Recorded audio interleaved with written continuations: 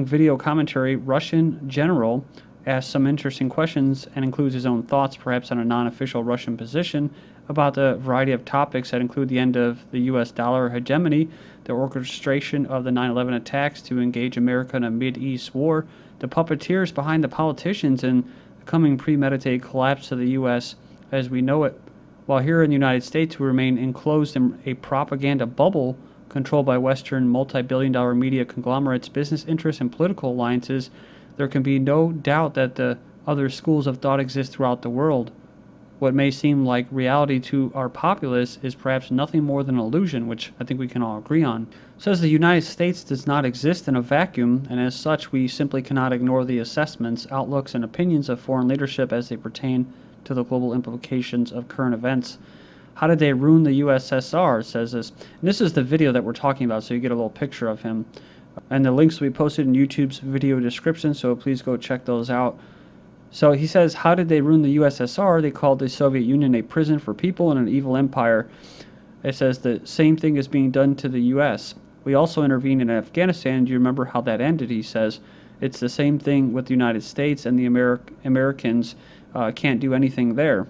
Now the entire Muslim world hates the U.S., and when the global mafia dumps the dollar, the entire world will think that Americans deserve this, but this won't benefit the people in our country, especially those who've been saving up dollars. There's another thing that we should take into account, the general says. In the U.S. lives 5% of the world's population, but Americans consume 50% of the world's energy resources. The global mafia sees this as a problem. Some of our people who fled to the U.S. and now live there on welfare live better there unemployed than they would have lived in Russia even if they were employed. The slave masters think that this situation in the U.S. is unacceptable because even the slaves live relatively well there. So the United States is doomed in this sense. And lastly, even if you're the head of a mighty state and you don't understand global politics and don't understand the methods of the global politics, you're still a hostage of the global mafia. It keeps using that term, global mafia. The leadership of the USSR and the leadership of the USA carried out an internal and external politics, i.e. your puppets, but the global mafia carries out global politics. It says the USSR collapsed and the same fate has been prepared for the USA. Then there's this article from 2009 that went through email lists that I received. American Capitalism Gone with a Whimper from Pravda. This is a Russian website. It must be said that like the breaking of a great dam, the American descent into Marxism is happening with breathtaking speed against the backdrop of a passive, hapless sheeple. Excuse me, dear reader, I meant people. True, the situation has been well prepared on and off for the past century, especially the past 20 years. The initial testing grounds was upon our holy Russia, and bloody test it was, but we Russians would not just roll over and give up our freedoms and our souls no matter how much money Wall Street poured into the fist of the Marxists.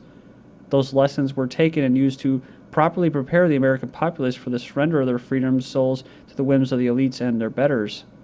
First, the population was dumbed down through a politicized and substandard education system based on pop culture rather than classics.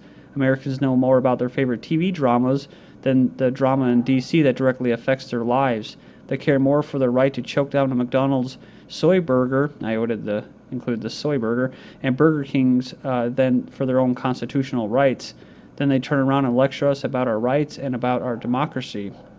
Then their faith in God was destroyed until their churches, all tens of thousands of different branches and denominations, were for the most part little more than Sunday circuses, and their televangelists and top Protestant mega-preachers were more than happy to sell out their souls and flocks to on the winning side of the pseudo-Marxist politicians or another, including, of course, the Zionists, right? Their flocks may complain, but when explained that they would be on the winning side, their flocks would ever so quickly reject Christ in hopes for earthly power. Even our holy Orthodox churches are scandalously liberalized in America. The final collapse has come with the election of Obama. His speed in the past 3 months has been truly impressive.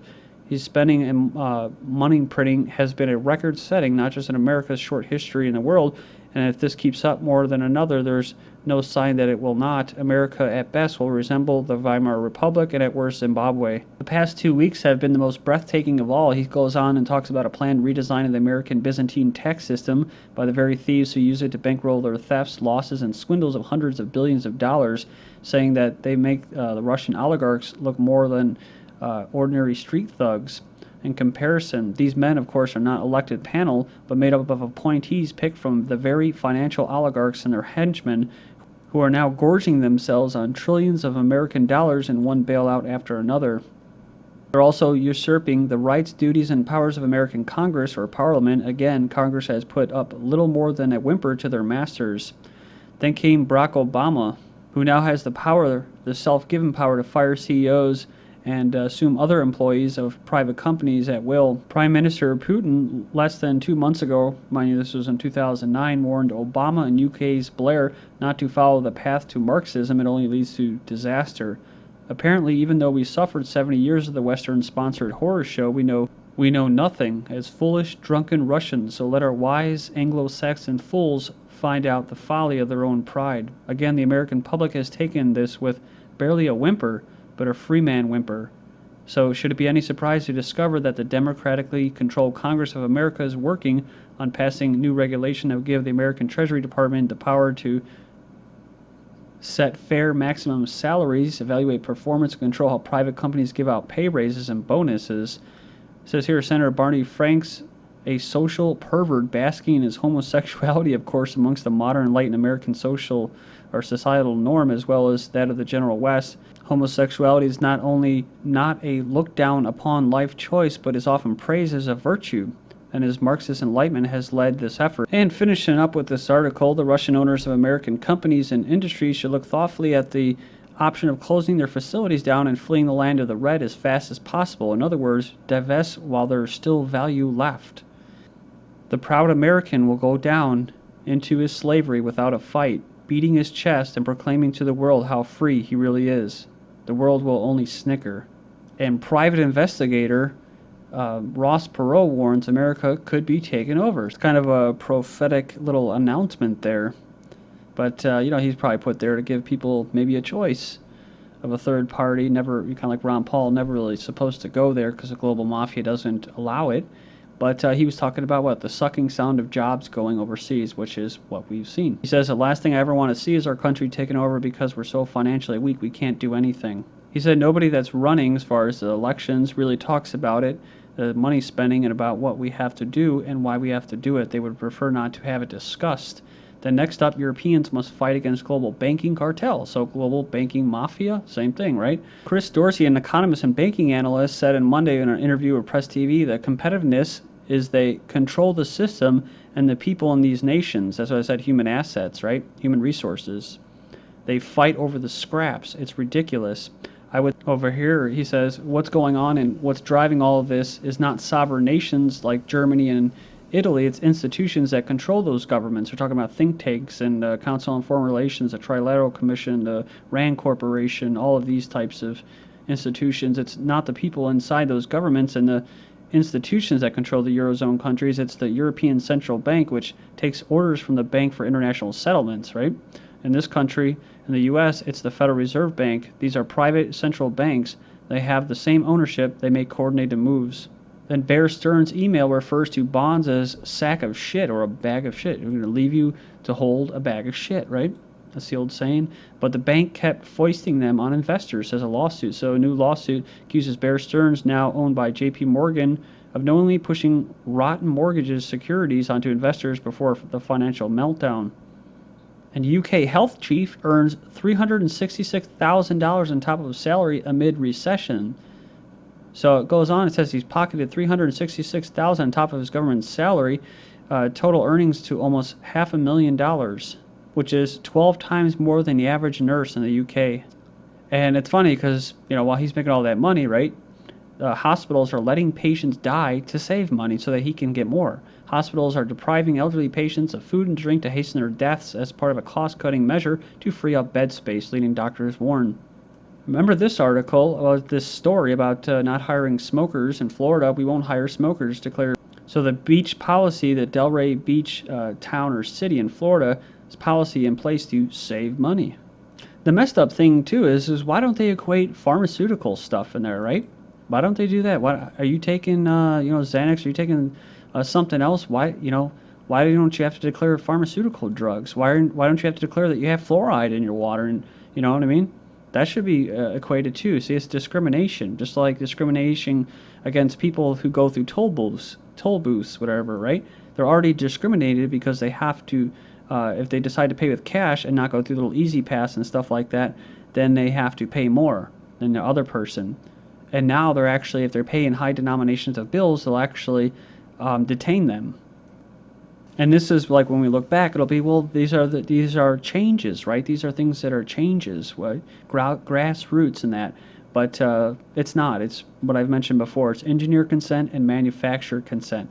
You know, manufacturer consent, they use the government against you with all these laws to force you to do something and then say it was democratic, even though you didn't have a flippin' say about it. And engineer consent is all those brainwashed sheeple who listen to television and stuff like that and get brainwashed, and then they actually convince themselves that what they're being told is the best thing for them when it's really going to screw them and their fellow humans out and their future out. So they basically volunteer to do this, to allow it to happen. That's engineer consent. Renters have privacy and property rights too. Says Cato Legal Associate Sophie co-authored this blog and saying that a person's home is a castle and thus affords certain protections and immunities, including the right to exclude unwanted visitors that apply whether you own or rent. So, yeah, this is true. Ordinance authorizing general administrative searches of rental properties have been increasing and adopted by local authorities with little protection for privacy interests. These searches take place even if both the landlord and tenant believe it's not necessary, and the owner of the property even has to pay a fee for the unwanted search to receive a rental license.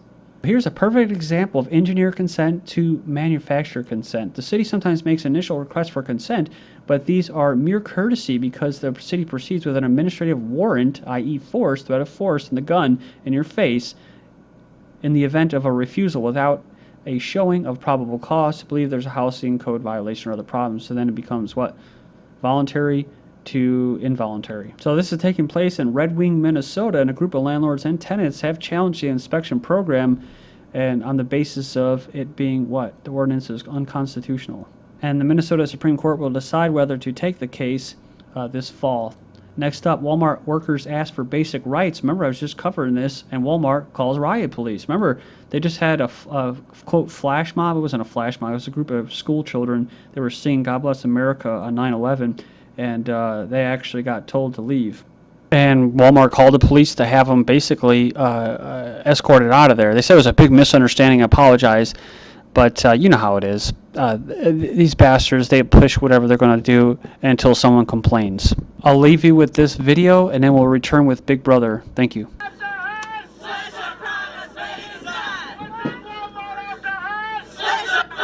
Unpaid wages, non-payment of overtime, and non-payment of minimum wage.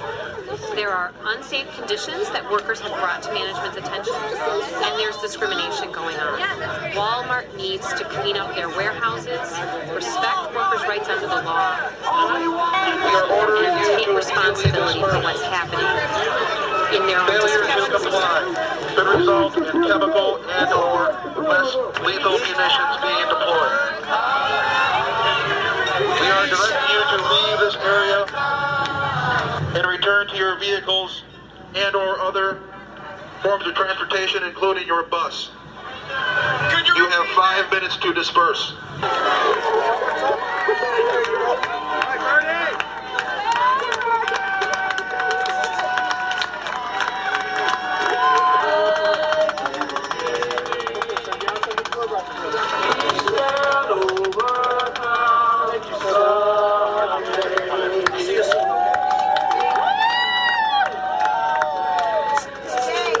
You guys.